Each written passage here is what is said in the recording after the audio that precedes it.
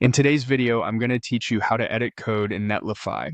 First, open the Netlify dashboard in your browser and sign in. You'll land on your workspace home. From here, we're going to navigate to the place where your sites live so we can jump into the correct project. Remember, Netlify uses a Git-based workflow, so you won't edit files directly inside Netlify.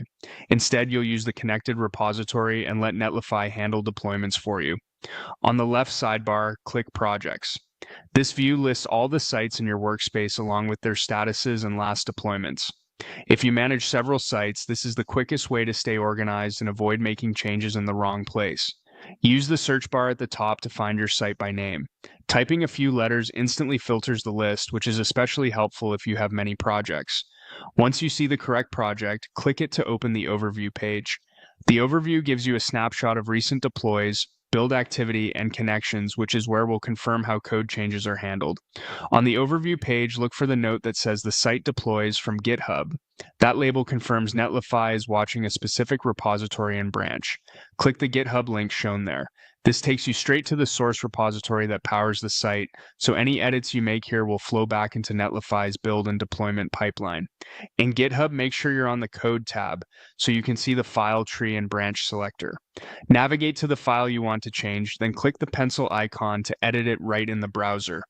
After making your edits, scroll to the commit section, enter a clear commit message describing what changed, and commit.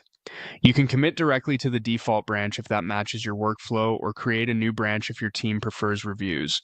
Once the commit is saved, return to Netlify and watch the deploy section.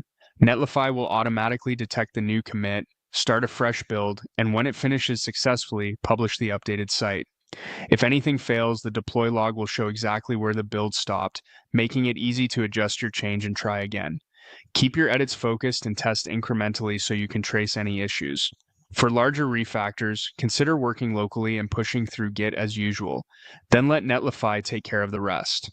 And that's it. Find your project in Netlify, follow the link to GitHub, edit in the code view, commit, and let Netlify redeploy your changes.